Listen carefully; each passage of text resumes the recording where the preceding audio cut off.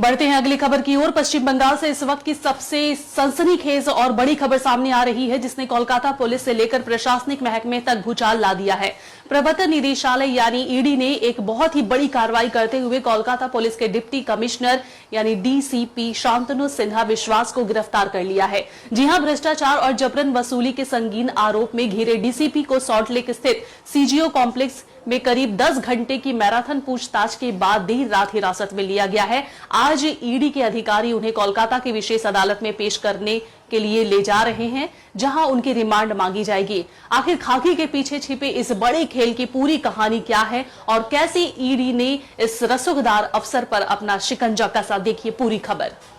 पश्चिम बंगाल में भ्रष्टाचार के खिलाफ केंद्रीय जांच एजेंसियों का एक्शन अब उस मुकाम पर पहुंच गया है, जिसने सीधे कोलकाता पुलिस की साख पर बड़ा सवाल खड़ा कर दिया। सॉल्टलेक का सीजीओ कॉम्प्लेक्स गुरुवार की सुबह से ही भारी गहमा गहमी का गवाह बना रहा, जहां कोलकाता पुलिस के डीसीपी शांतनु सिन्हा विश्वास को पूछताछ के लिए बुलाया गया था। जांच अधिकारियों के तीखे सवालों का सिलसिला जैसे जैसे आगे बढ़ा, डीसीपी साहब के माथे पर पसीना आने लगा।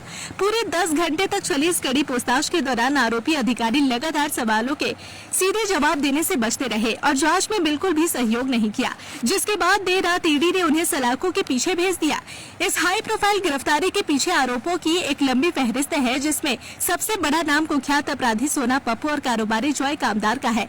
जांच एजेंसी का दावा है कि डीसीपी शांतनु सिन्हा विश्वास ने इन अपराधियों के साथ मिलकर जमीन हड़पने और कारोबारियों से करोड़ों रुपए की जबरन वसूली यानी एक्सटॉर्शन का एक बहुत बड़ा सिंडिकेट खड़ा कर रखा था।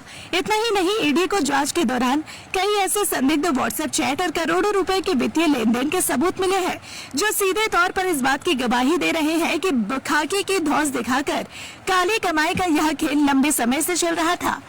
केंद्रीय जांच एजेंसी के सामने पेश होने से बचने के लिए डीसीपी साहब ने हर मुमकिन पैंतरा आजमाया, लेकिन कानून के लंबे हाथों से खुद को बचा नहीं सके। इससे पहले ईडी की तरफ से उन्हें एक के बाद एक पूरे 5 बार समन जारी किए गए थे, लेकिन हर बार वो किसी न किसी बहाने से जांच एजेंसी के सामने पेश होने से कतराते रहे, जिसके बाद उनके देश छोड़कर भागने की आशंका को देखते हुए लुकआउट नोटिस भी जारी किया गया था। आज कोर्ट में पेशी के दौरान ईडी ने वकील इन सभी सबूतों को सामने रखकर डीसीपी की कस्टोडियल इंटरोगेशन यानी भारी रिमांड की मांग करने जा रहे हैं, क्योंकि एजेंसी को शक है कि इस महाघोटाले की जड़ें बेहद गहरी है और इसमें कई बड़े नेताओं और रसूखदार लोगों के नाम सामने आना बाकी है।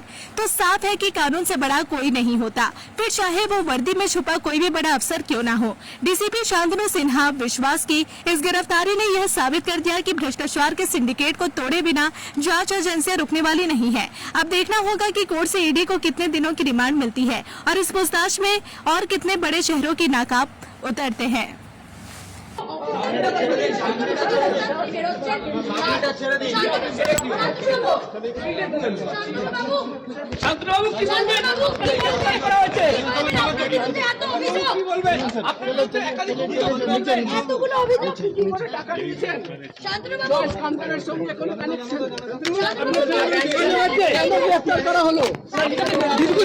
Lookout notice